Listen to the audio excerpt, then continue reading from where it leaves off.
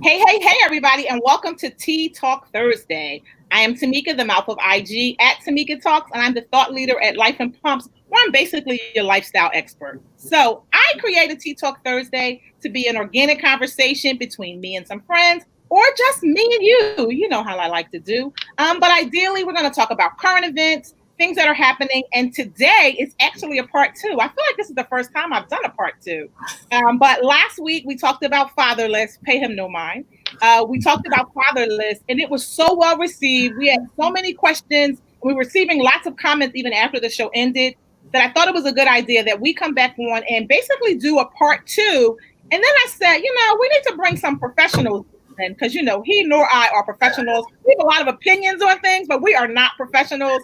And so we wanted to make sure that we had the right people that could guide you to some positive solutions. We realized that this was, kind of a triggering topic for a lot of people. And I don't think he nor I thought about it at the time. But we were so grateful that people joined in, that you shared your personal experiences with us. And we hope that today will also be an extension of that as for help. So I will have everybody introduce themselves. I guess we can go ladies first. Melissa, you can go. Hi, everybody. I'm Dr. Melissa Tate-Scruse out of Charlotte, North Carolina. I'm a mental health professional and have been doing so for almost 20 years. Wow. All right, Crystal. Hi, guys. I am Crystal Currie from Compass Life Skills and Counseling in Charlotte, North Carolina, and I'm a licensed mental health clinician as well. All right, Sy, on you. I am Sy Bryant. I'm the author of Fatherless, and thank you for joining me today to help me through this issue. All right, wonderful. All right, guys. So last week, we really touched on some topics. Sy explained to us why he wrote the book. So Sy, maybe give us just like a 2-3 minute kind of background on why you wrote the book and all of that. Yeah, so for me, it was about just releasing the amount of negative energy I had within me, and writing has become my sense of therapy. So I write about a lot of things, mostly about wifey and, love and pain and anger and frustration, but it's all about just letting it release out of my soul. And what I realized through writing is that one of my key anchor points has always been abandonment, meaning when my father left me, I held on to that. I held on to it. For decades, as if he was ever coming back. And so as a result of that, I recognized getting it out. As far as bringing this together into like a compilation of poems, it was really an ad hoc thinking that I just woke up. It's like, I'm gonna get these poems out just around fatherless. It just happened. It launched on Father's Day, and Tamika yelled at me for not being more organized about it, but it is what it is. And now we're alive, and now we're on part two. The positive part about all this is that a lot of people have just been reaching out, people I'm associated with or not even acquainted with at all, just asking questions. A lot of mothers reaching out saying, I think my husband's going through this, or my son's going through this, or my daughter's going through this. What should I do? And the one that has hit me the most that I didn't recognize were those men that grew up with fathers in the house and had no connection with their father. And for me, that's just like mind-blowing, because I just assume everyone in the house has some kind of connection. That's simply not the case. Wow, that's great. So I want to remind everybody that's watching, if you have questions or comments, feel free to post them, and I will read them and address them as I see them, so that our presenters aren't, trying to do double duty. So feel free to post, ask any questions of either person.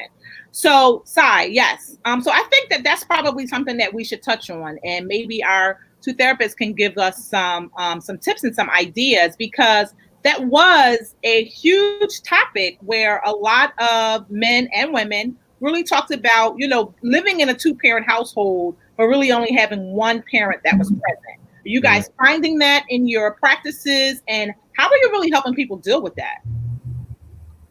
Whoever. I really want Crystal Currie to chime in this space. She has created a niche in talking about people that are feeling fatherless, even though they have the physical presence of a father, or have been abandoned by their father in some sort of way, or maybe the father is there, but he's struggling with alcoholism, or, he's there, but not there. And so I really would like to hear Crystal chime into this space. I'm going to step back. I love it. Come on, Crystal. I love it. Yes. Amazing. But yeah, so what Sy was speaking to is exactly correct. You can have a father in the home and the child in the home, but because their lives are completely parallel, they never have an intersection point. They never touch. So what happens is that person, that child always has an emotional deficit, where even though there are people around, there is always a void to their core where they just feel absolutely lonely. And so what happens is that child, that son, that daughter will attempt to try to get out of their childhood as quickly as possible, because they believe that if I become an adult, I will have more freedom and I will have an opportunity to belong to something that I desire. But what happens is when they try to belong to something, because of the emotional blind spots that they have that were created in their childhood, they end up finding themselves in relationships with people who mimic the father that they were not in alignment with or did not have a relationship with during their childhood. And that's how the cycle continues. That was a whole word. Wow. I mean, really, because we always talk about how, just as women, sitting around together, we look at men that we've dated and we talk about, just especially as we get older and we know better. Let me say that. We talk about how we see traits in maybe in a father or a male figure that, wasn't the best. We see that in some of these men that we dated, that we often, call derogatory names and things of that nature, not realizing the role that we played in it. That was a whole word. Absolutely. Yeah. Melissa, have anything to add? Well, one of the things that, Crystal was saying that really rang to me is, basically recreating this generational pattern of fatherlessness and emotional disconnection in the family system. And so I'm self-reflecting as she's talking as well, because I had a very present father. I had a very present father in the home. My mother and father, middle school sweethearts, had been together, all their lives until my father passed away. But one of the issues I saw in my dating life was that I kind of expected the men to be just like my father. And so even though I didn't have fatherlessness, I saw the manifestation of that in my dating life, because I was just looking for something that I felt as a child, and it wasn't there in the men that I was dating. So trying to get them to be what in essence they weren't even groomed to be. They weren't taught to be that man or that father figure. Yes, absolutely. I mean, all of us, as women, we can totally relate to that, because they often say, you end up marrying your father, and, depending on the relationship you have with your father determines how well your marriage is or how well your relationship is. So I can totally see that. Sy, you look like you were going to say something. And just a quick funny, because I think because your father and I resemble each other in the bald head, people do think that, they wonder if I'm his son. I'm like, no, dude, like that's my father-in-law. But he and I do have similar traits as far as caring for the family. Like it's all in. And I think your father as well didn't have his father in his life, but we somehow found a way to make our families a priority versus making it the opposite, meaning I'm going to abandon my kids like I was abandoned. So it's really interesting, and I can't really put my finger on it to say what makes that man, that person, to say I'm not going to emulate what I experienced versus I am going to emulate it, because that's the trap we seem to get into. Because I remember so many people just saying to me, "You're lucky your father left you," and I'm like, "Damn, like really?" But that's what people are feeling. Yeah, that's pretty deep. That's pretty deep. Absolutely. I think I guess it is a choice on whether you stay or you go. And I feel like I don't want to believe that a man intentionally just ups and leaves. I want to believe that, when he creates this child and he sees this baby, that he falls in love, because I can't imagine looking at my kid's eye and not falling. My mind can't comprehend that. Right. What I want to believe is that somewhere in his lineage, something happened. And as he's trying to groom this child, and be a father, something triggers in him that causes him to leave. What that is, I don't know, and I am by no means making excuses. But I don't want to believe that men intentionally up and leave their children. Mm-hmm. And so, just reading a lot of the statistics, it's always, the black man is absent from the family. And I feel like more so lately with this whole movement, because, black is in now, y'all. Black is in. Right, we hot. Yes, we are smoking. And so I feel like as people are really looking at the statistics, what they're seeing is that it's not so much always that black men are leaving. It's that they want to be in their child's life, but it's difficult for whatever reason. I don't know, it be the mother, because often when they talk about relationships with fathers and kids, really what they mean is the relationship with the father and the mother. Yeah. I see that in people that I know. Right. I see that in people that I know where, the father is estranged and maybe doesn't talk to any of them, but it's really about the mother. Mm-hmm. And so, absolutely.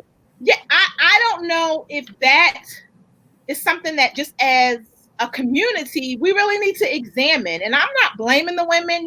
Women are probably like, for real, girl, you blaming me? I am not blaming the women, but oftentimes, we do take on that anger. And oftentimes, we redirect it somewhere that it should not be. Mm-hmm. And just because the relationship ended with you and that guy does not mean that your child and that guy's relationship has to end. And I feel like, then we enter the court system, and we already know it's just not fair on the black man in general.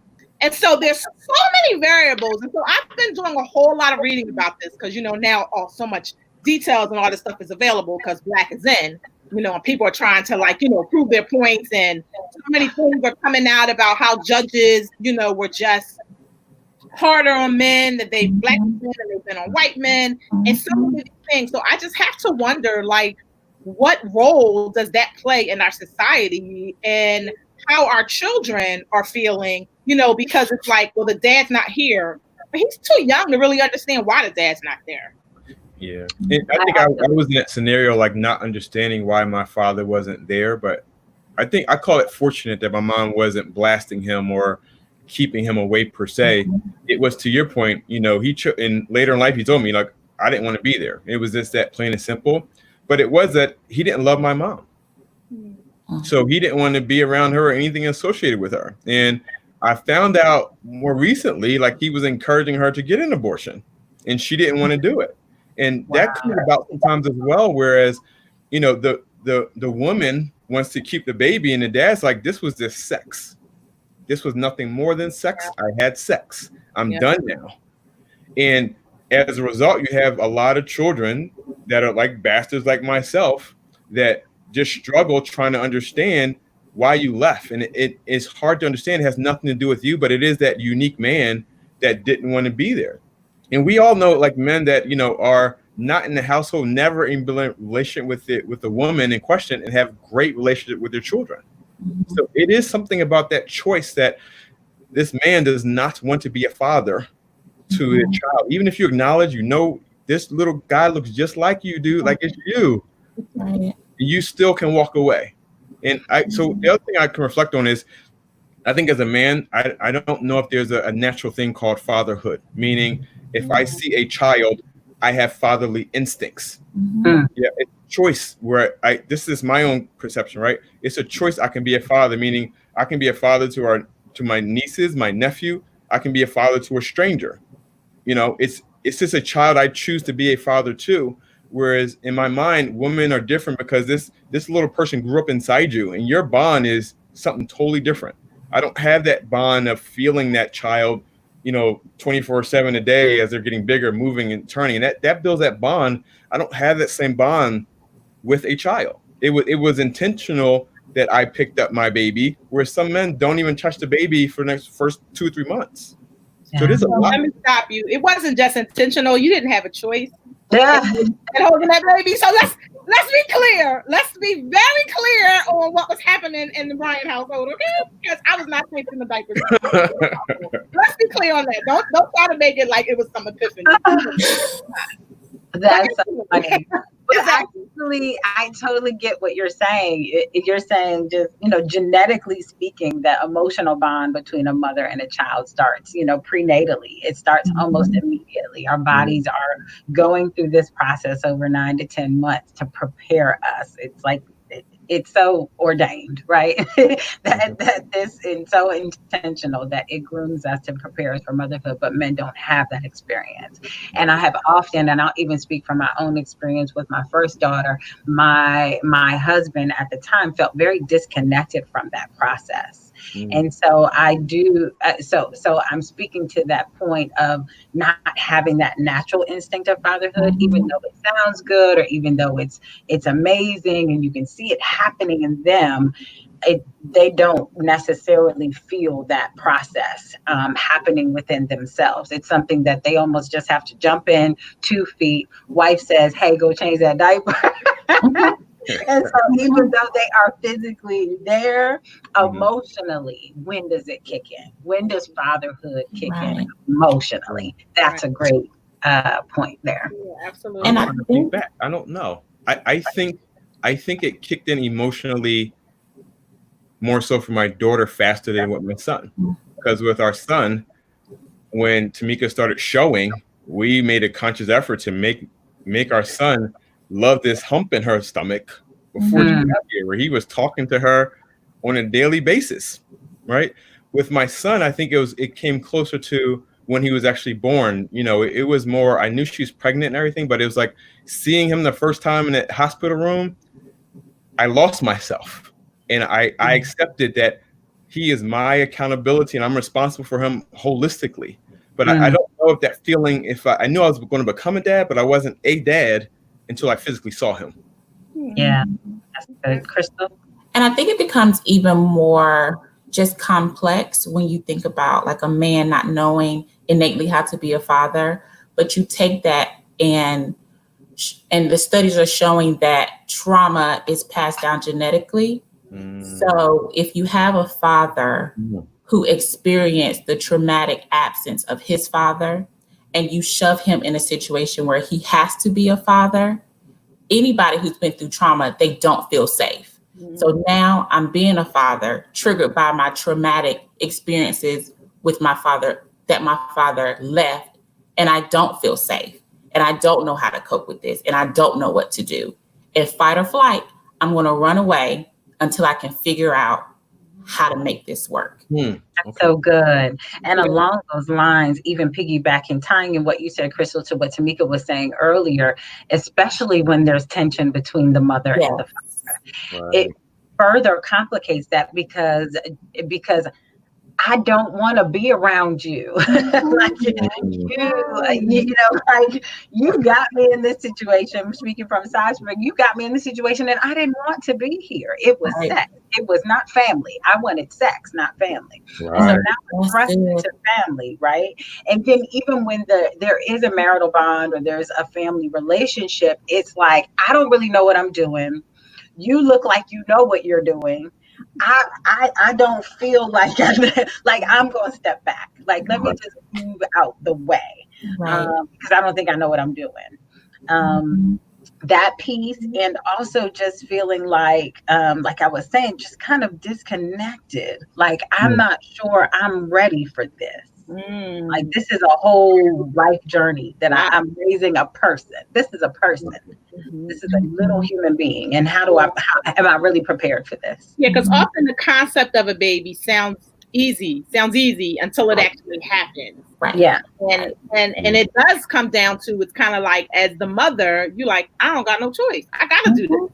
Whereas, which is why a lot of women have, negative feelings toward the man, because it's like, you can go and do this. You can go and do that. I can't because, physically I had this. But your comments are resonating with people. Ashley Rochelle, thanks for joining, is basically saying, yes, it's in the DNA. Absolutely. So knowing all these things, what can we do to stop this? When I work with people who deal with fatherlessness, the first thing that we have to accept is that your dad did not pick you, period. That's where we have to start. I love because that emotional blind spot is hindering you from really acknowledging all of your father's limitations. Wow.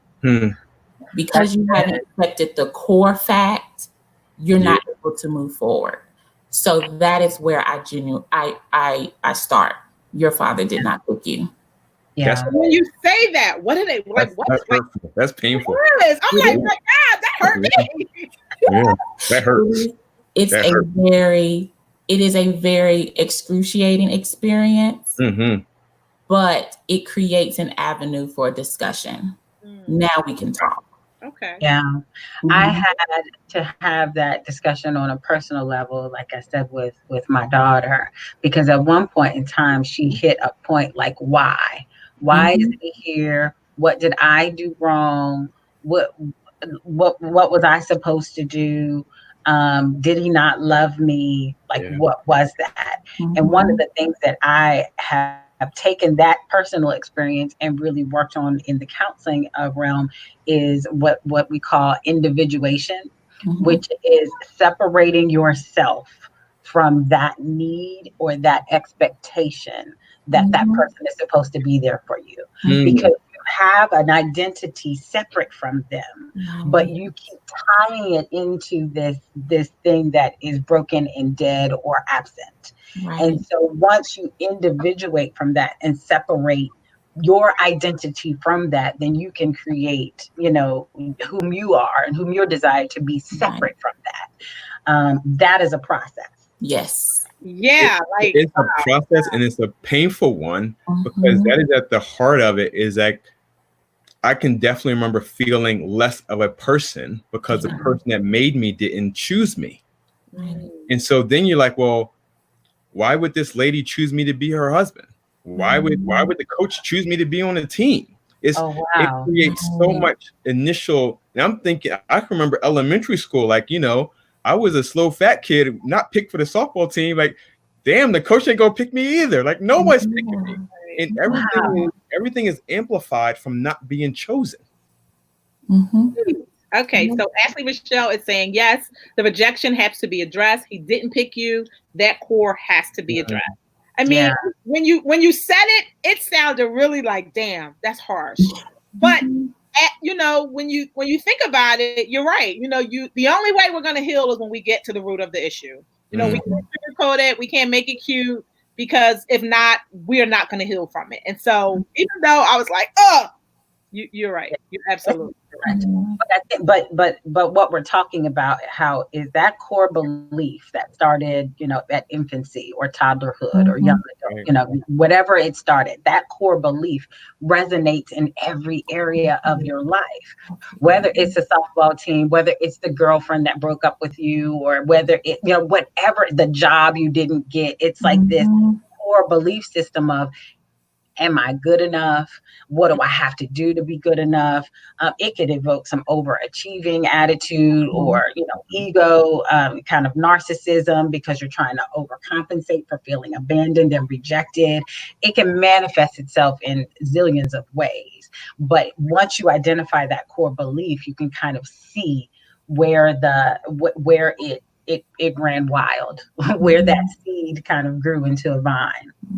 I think so that I definitely have examples of that, because there's been times where I've been rejected for jobs and wifey would have to pull me out of damn near depression, because I would be sulking for days about a job that I wasn't even interested in all the way. But hearing that rejection landed with me so harshly that again, it amplifies it every single time. And people who deal with this type of rejection and abandonment, they tend to be overachievers and overperformers, because what life has taught them is, I myself am not enough, but what I do will always be validated. So let me sacrifice my gifts. Let me sacrifice my talents. I'm going to be the best at work. I'm going to be the best at sports. I am going to show you why I am the best. But innately, I don't feel like I am. Oh my God, that's so sad. You telling me too many truths to my face. I just want to go hug some people. Oh my God, that's so sad. That's so sad. But I feel that. I do that. definitely at work, Yeah. whatever I'm doing, and I can even see like, people I know taking advantage of it. Like, although I write, I don't think I'm good at writing, but people want me to do something for them, and I go all out. I'm coming back with facts and figures, and you will not be able to dispute anything I say from here on out. I am that person.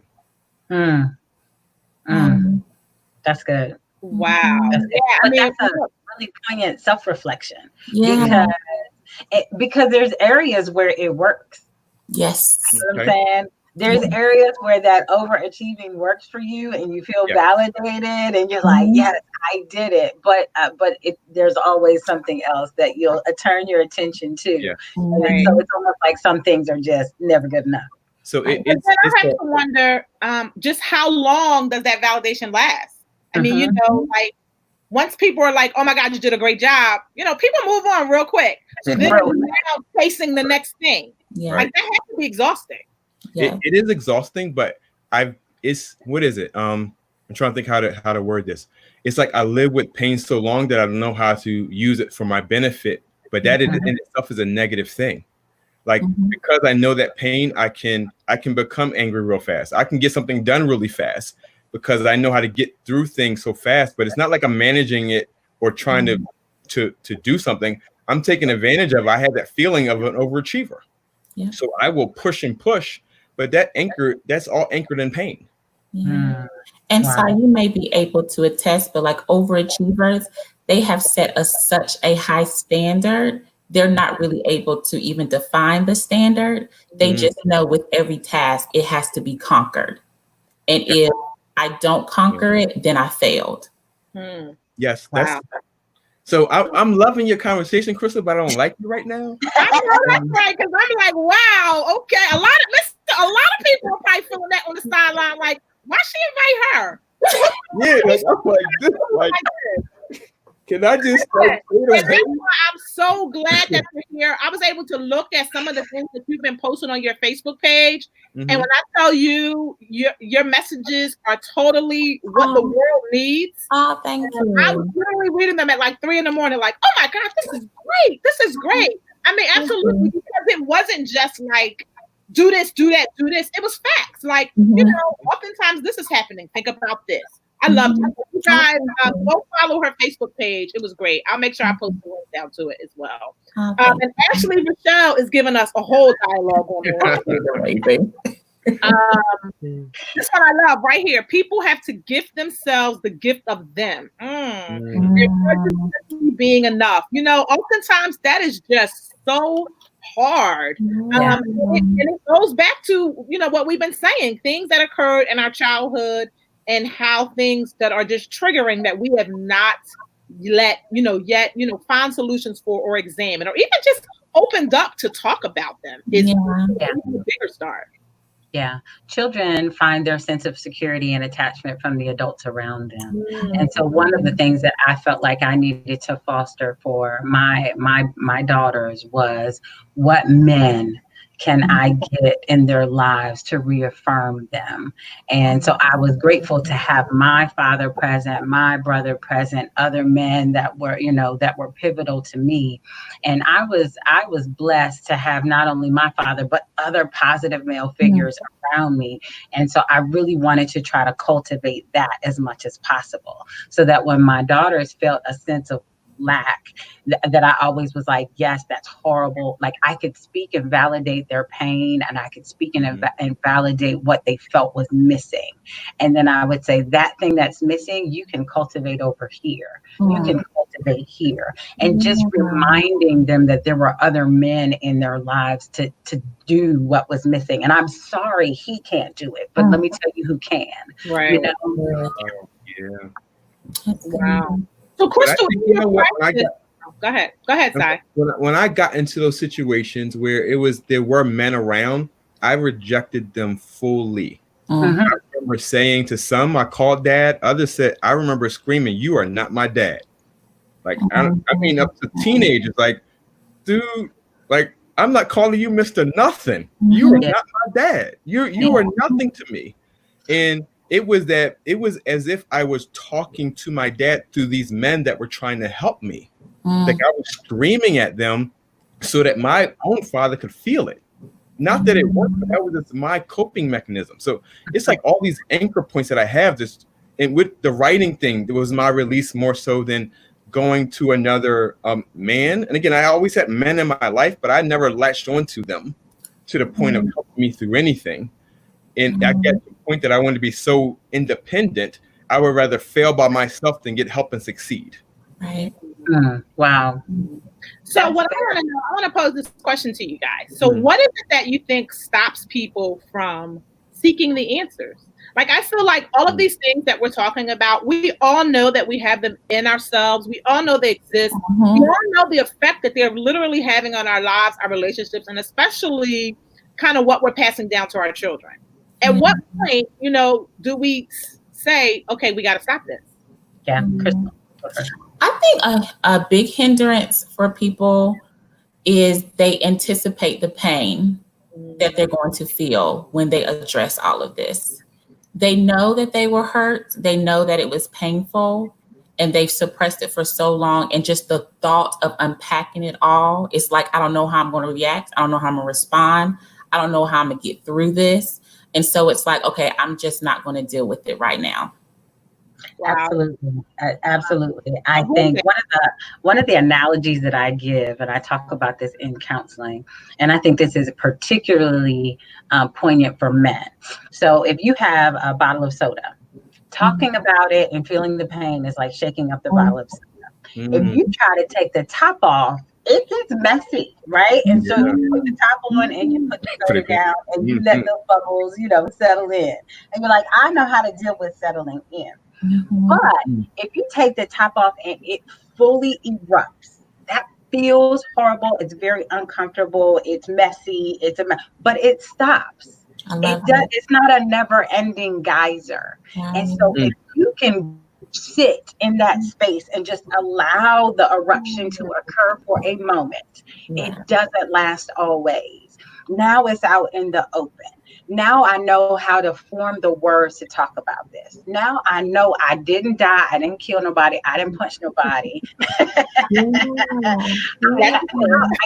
I have the words actually to get through this space.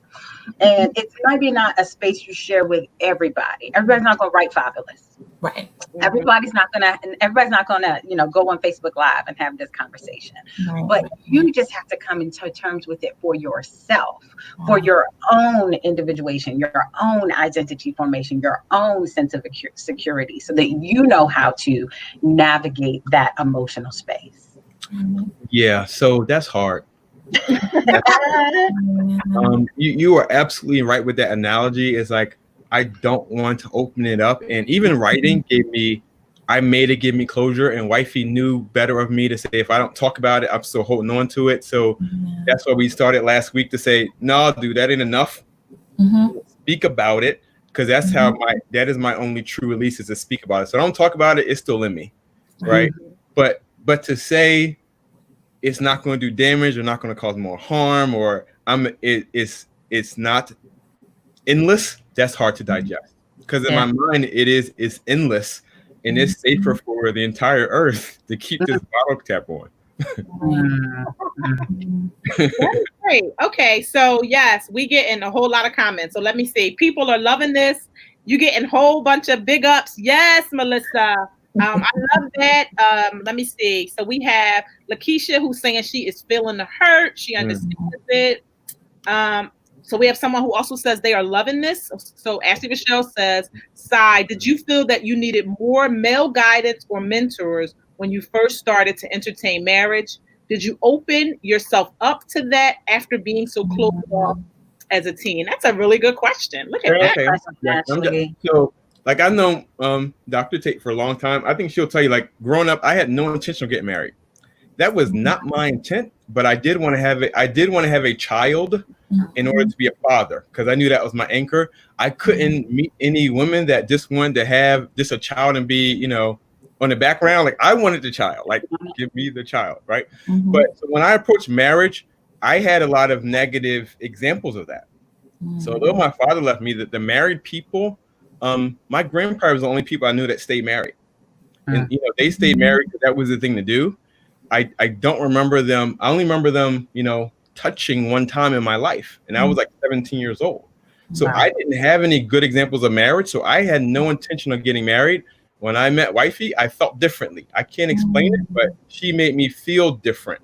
Oh, You didn't do that, Tamika. but she made me feel different, that I could commit. And it was really her attitude about, she is a ride or die. So whether we're in an argument or loving or whatever, I know if I'm in trouble, I call on her first. So that is that type of needing that I want to feel, is like, in my mind, I latch on to women easier because I think men leave. In my mind, men leave. So I don't latch on to men, but latching on to women, like I latch on to my mom, my aunt, and my grandmom, and Tamika. So that's 4 people. That's not enough to sustain you. But as well as I didn't consider it as I've never thought of I need a male example of anything. And in thinking that way, and that negative feeling, I missed out on so much learning across my lifetime, where men could have taught me how to do things or had conversations with me. Right. I felt like I raised myself. Oh, that's good. I have a question though, because for Saeed, in that resistance to fatherhood, tell me how brotherhood became so significant in you, because I know you're a man of Omega. So tell me how brotherhood and the honor and relationship of brotherhood became so significant for you. It's because we are like one body with moving parts kind of thing. So it is absolutely, I talk to my line brothers like damn near every day, and it gave me some kind of release. Whereas I remember the first time I dealt with being a fatherless, I was literally online. And we were discussing, I know you were participating in the membership intake process. I have membership intake. I pledged.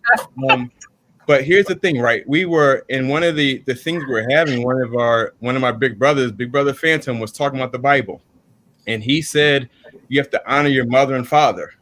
And I said, Big Brother, I have a question. I don't know him. Why should I honor him? Wow. And so that is where it started from for me. Being 20 years old, that was the first time I dealt with being without a father. Was when I was pledging. So in the essence of it, it was the bond forms through pledging that allowed me to get stronger in myself and to know that I could do better in my life, because everything did not have to be anchored on this one person. Right. Because we had this, and again, pledging is not always the hazing part of whipping someone's ass. It's a lot of fruitful discussions and about men coming together to help each other develop and sharpen each other. Iron sharpens iron. And we have a lot of these crazy discussions about what it is. Like, one of our cardinal principles is manhood. We talk about that a lot. And as a result of that, you hear negative stereotypes, but we have a lot of positive stereotypes where, you do something stupid, somebody's going to check you. And there's been times where some of my older brothers have, even after pledging, have, slammed me up to say, who are you and what are you doing? It is that kind of thing where we're accountable to each other. And that accountability has enabled me to do better in my life, because I always know, 1, I can always have someone to talk to. And 2, I always know someone that's going to correct me if I'm wrong, whether I want it or not. Yeah. So that has helped me from that brotherhood perspective. But even having the brotherhood, it's still hard to let go of. To Crystal's point, I wasn't chosen. And a part of that frustration and anger was, I know I have a brother and sister that I don't remember, but he chose them, but not me. Do you know what I mean? So that is where that brotherhood helped me enormously, is that we call on each other, and I can absolutely talk to them if I need to. Some days I don't want to bitch and moan. You know what I mean? It's just like, get on with it. But I know if I'm at that point, I can always reach out to hundreds of people that I love, that I'll give my life for, that I can talk to. So that absolutely has helped me. That's so good. All right. So Angela Brown was saying that was a question that basically she was wondering the same thing as well. And I think that a lot of people, gravitate to fraternities and sororities for that sisterhood.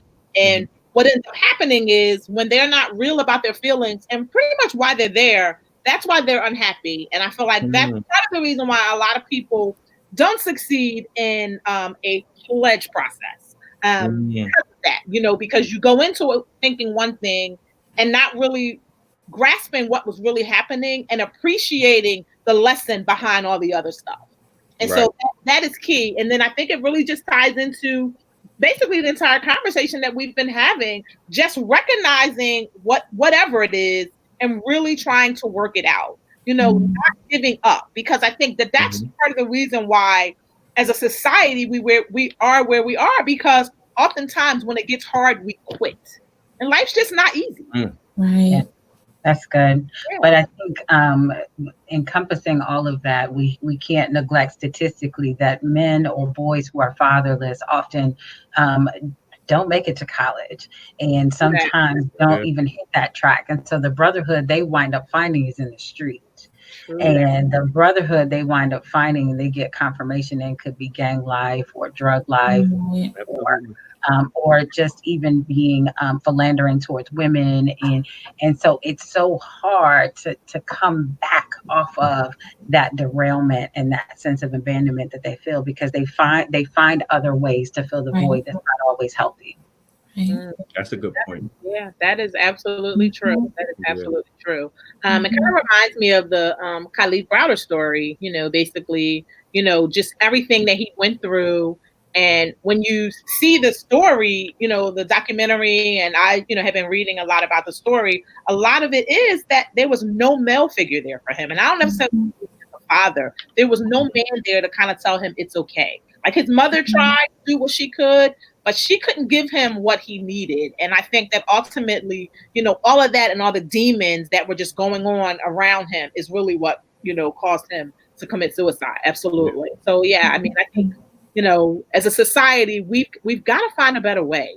So, so what is your suggestion? Like, so for the person out there who is dealing with all of this, they're fatherless, either the father was home, he was not home, they didn't know him, they're struggling with, what to do. They recognize some of these things that we're talking about in themselves. They're not quite ready to take that step to maybe contact a mental professional. Like, what are some things that they can do to kind of get themselves ready? Crystal, I defer to you. I do have a suggestion, but I'll wait till Crystal goes. Well, I would definitely recommend being open and honest with yourself. If you find that you have a very sink or swim mentality and it's very difficult for you just to float, I would definitely encourage you to be honest with yourself about the impact your fatherlessness has had on your life. And then once you can acknowledge that, go to therapy, because I think of fatherlessness like a song that's always playing in the back of your mind. You never know which part of the song your mind is on until it's triggered. And then at that point, you really don't have control over your response. So in order to help yourself and help the people around you, acknowledge what happened and then seek professional, care. That's good. I think one of the ways that people can do that, and Sy is doing it, when you can't form the words and have that conversation, the paper is your friend. You can say whatever you want to say, however you want to say it. You don't have to edit it. You don't have to, be politically correct. Say how you feel on paper. And if you never show it to anybody, that's okay, because that's a part of that release process. It's a part of taking the bottle top off. It is a part of that, like I was saying, it's therapeutic for you to at least know where you stand with yourself, at least being honest with yourself, at least being clear about what you feel like you're missing in your life. If you don't know what's missing, how are you going to know how to fix it? If you can't identify that alone, you won't know how to fix it. You'll be going in circles trying to fill a void that you don't even, have the words for. So I think journaling and writing is the way to go. If you never share it, never mail it, it's not always about making amends, because like we said, that person's been absent, so they may never hear the words. But if you can come to terms with it for yourself, it helps with that individuation process. So that was one thought too, and piggybacking. But another thing is for the women out there who have children that maybe have an absent father, you really have to have a poignant, honest conversation with them as well, and give them the opportunity to say how they feel. Yeah. But also, and maybe it's just me, sometimes you gotta let him just be fun dad. Like sometimes he won't be the one to, check his temperature and wipe his nose and take him shopping and play football with them. Sometimes you just gotta let him show up, take him to Chuck E. Cheese, and bring him home, and let that just be where he stands, and let him feel like he's the best father in America because he did that.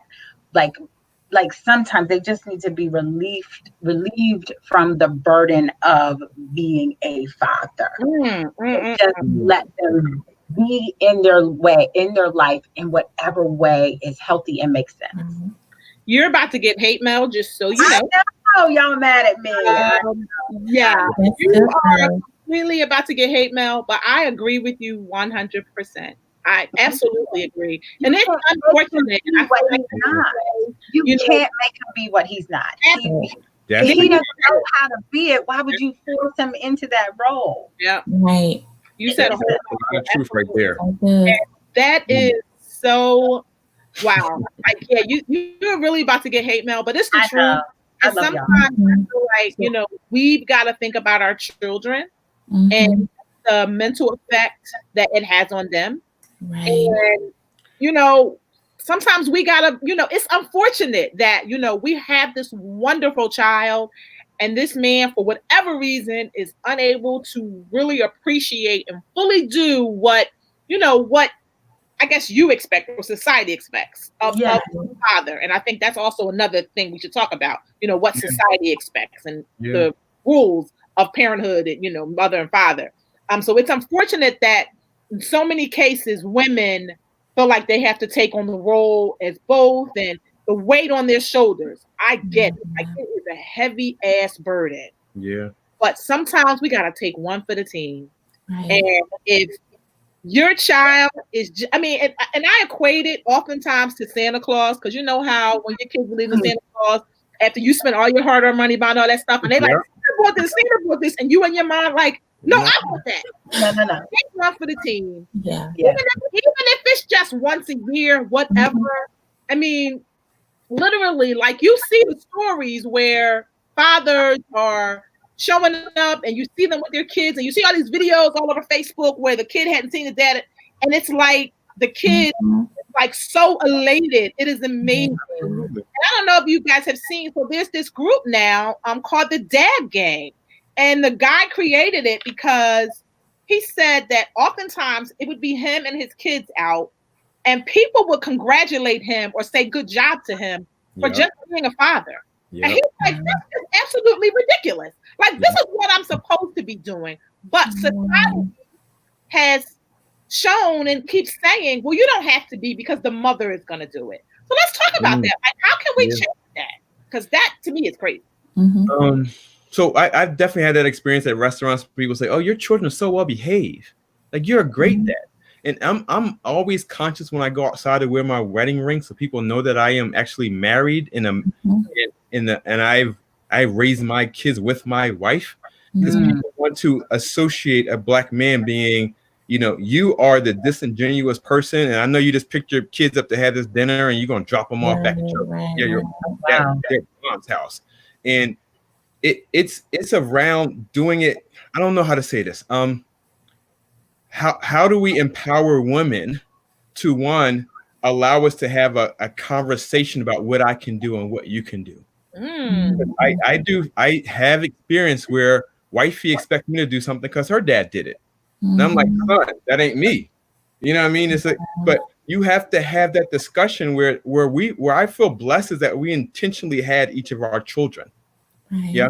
So it was on purpose. Whereas I recognize a lot of people, I didn't come here on purpose. It was something happened and I'm here. Wow. And when do you as two adults sit down and say, what's going to be your role and what's going to be my role? And, like Tamika could teach them how to do plumbing, and I could teach them how to paint, or I could teach them how to wash dishes. It doesn't have to be the stereotypical roles we're trying to force everyone into, further perpetuating the pain of you want this child. It's like you want me to teach them how to play basketball. Dude, I don't play basketball. That's good. That is not me. I don't shoot. I don't have a jump shot. I don't have a dribble. So for me to take my son out to teach him how to play basketball isn't happening. But that is what we kind of label people to do. You have to teach them this. You're the man. You teach them how to do this. That's and good. that is so frustrating because my mom taught me so much. Yeah. It's frustrating to kind of downplay her role and teach me something as if it doesn't matter as much because she's the one that taught me. Yeah. For me, because like I said, I grew up with both my parents in the home, and they were a great example of marriage. But for me, being a single mother, now raising 2 daughters, it was very important to me to teach them what my father and mother taught me. Like it was really important because okay, y'all gonna get mad. So for me, come on. Or hate mail, it's all good. But for me, I never wanted to be dependent on anyone. If you come into my life, it's because I like you and you like me, and you the cherry on top of this very complete pie. Like, not because I need you to do anything. And so that a lot of times is my initiative with counseling. Young people that come to me for premarital counseling, or old people come to me for premarital counseling.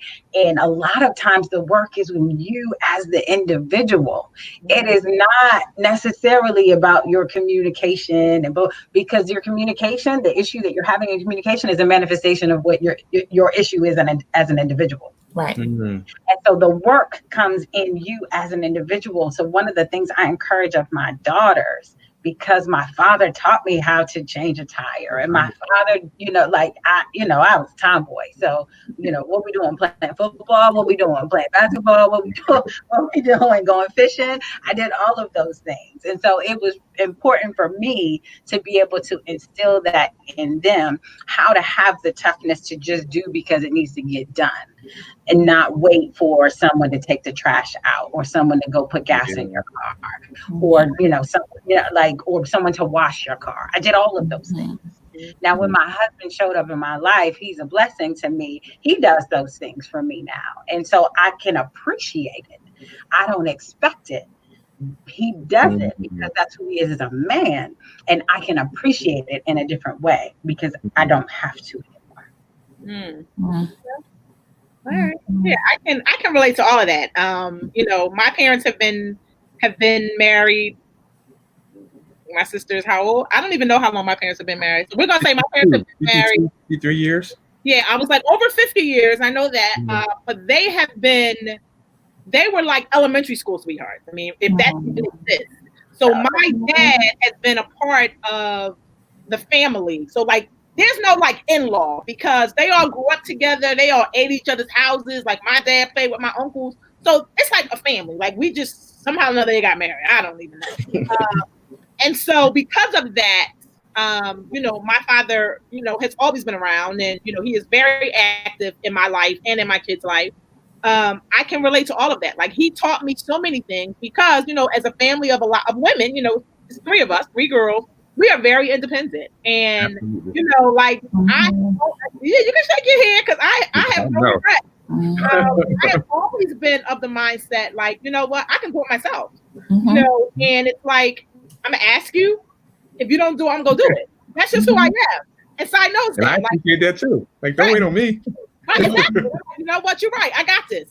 Because that's just who I am as a person. And I realized that is because of my dad. Because we have a lot. I know a lot of people, and just growing up, we saw a lot of fatherless homes, and even a lot of homes where maybe the mother was absent as well. The child was raising themselves. And my father always wanted to make sure that no matter what was happening in the world, I would be able to fend for myself. And I remember when I stopped working, and to me it was a blessing the way it played out. I was pregnant. My job didn't know I was pregnant. They were doing layoffs.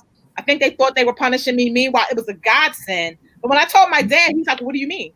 When Yeah. you're not going to work, like, oh, you know, take care of yourself. I'm like, Dad, it's okay. Like, we're going to be okay. He's like, no. So he could not imagine, because in his mind, it became, dependent on him. No. It worked out. So he was able to evolve from it, but it goes back to literally just what he taught us. He wanted us to be independent. And, you know, sometimes that gets in the way, but that's who I am. I don't like how you're not. It's in the way. By the way. You just brought up something though that I want, and this probably a whole other topic, but Crystal Currie, along with the Dissecting Daddies drama, has the motherhood issues as well, about motherless, the mother being there or not being there. Crystal, please speak to that, because we're gonna have a whole show on that. But go ahead, give us it's called Messages My Mother Missed. So it was birthed from a professional place, but also personal experiences. So I grew up with my mom, but she had me when she was 14. My dad was 15. And in my experience, my mother was emotionally immature. So there was a lot of messages that I was supposed to receive as a child, such as like, I delight in you, I love you, I see you, you're safe with me, that I did not receive. And then my experience with fatherlessness was when my dad attempted to have a relationship with me, she shunned him out of her own spite. So when I became older, I went out and sought him and found him. So this is for the women who are shunning the fathers away from their children. When they get older, they're going to grow up and go and find him. Yes, they are. Yeah. And when I found out all that she had done during my childhood, the anger and the rage that I had towards her was unimaginable. So it kind of backfired. But in that, with the Messages My Mother Missed, we just go through and we just heal those emotional wounds that have been created. So that will be a topic. You and I need to connect and figure out what we're going to do that, because I think that is really key. Yeah.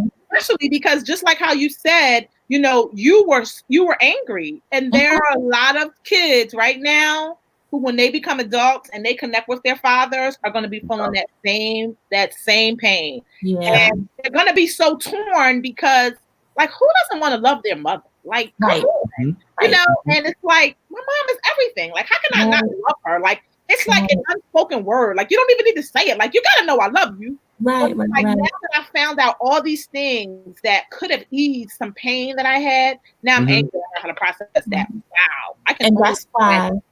And that's why I created these safe places, because when I was going through my own experience and going through my own therapy, I was like, okay, ain't nobody talking about this. Like, you talking about your father wasn't there, but you're not talking about how it affected you. Right. And everyone is acting and pretending as though they have an amazing relationship with their mother, when in the background, you really only talk to her once every 3 months. So I wanted to create a space for people, for children who are now adults, who want to heal from these things so that it doesn't become generational. Girl, that's powerful. Oh, yeah. We are definitely going to get that on the books, because that is, really, like, I'm feeling that 100%. That is so important. Like, I got to really. And that's a good point, though. It goes back to what a mother could do. I think although my mom didn't say a lot, she never blasted him. She never said how of an awful person he was, and she just would always say, when you're ready, I'll find him. Most days I'd be like, no, I don't want to talk to dude. But when I did want to talk to him, she made the effort to go find him for me. Do you know what I mean? But I think about that woman that shares her anger so openly about the man she had sex with. A child does not need to hear that. I need to tell you, a child does not need to hear about your sexual relationship and how bad it played out for you.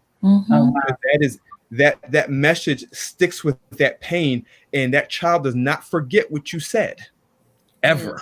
Yeah, that is true. I think there's a distinct issue between trying to differentiate between the man as my lover and the man as your father. And those messages get cloudy in there, and interferes in his capacity to father if he has a desire to be that, but it interferes in his capacity to be able to father, because the role of husband or significant other has been fractured in some sort of way. Because as a child with my fatherlessness, and some people may even agree, I had to grieve. As a child, I had to grieve the loss of a man who wasn't even dead. That's Yeah. so How good. did he even try to work and that's why I was process crying through so much. Yes. Yes. Yes. And When I didn't even have to. That's so good. And there's so many things in life that we grieve that is not necessarily related to death.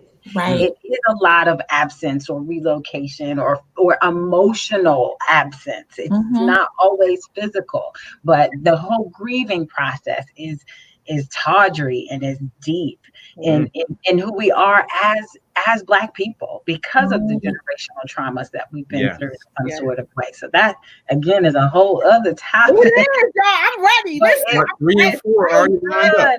So good. These are the things that we have to talk about. And I mean, even just taking it a step further, for me, like, you know, being diagnosed with breast cancer and trying to do the genetic information, and they're asking me about all these people in my family that had died. And I know they died. Like, I was at the funeral, but I had no idea why they died. And so it was crazy, like calling people and trying to get information. And I'm like, and I told my family, I said, we can't do this, y'all.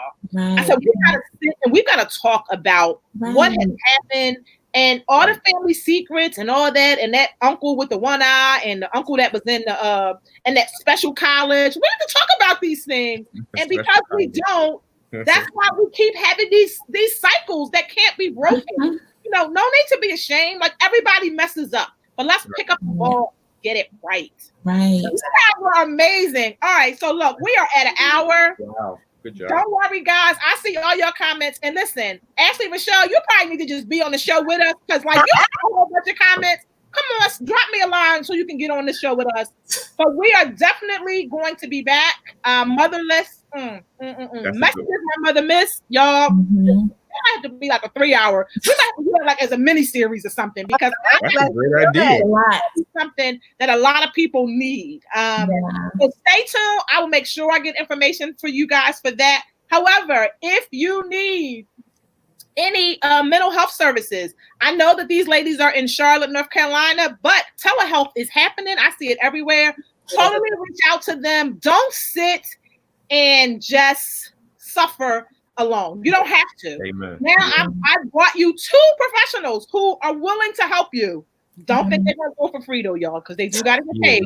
Listen, call in right. Stop trying to get the free hookup. Call in right. But definitely reach out to them. I'm gonna make sure that I post the links so that you guys know where they are. You'll see it in the replay. But ladies and gentlemen, thank you so much for this amazing discussion. I hope it was helpful yet again, and I am so looking forward to messages my mother missed. Have an amazing weekend, and if you're gonna celebrate the 4th of July, enjoy that as well. Have a good one. Bye, everybody. Bye, everybody. Bye.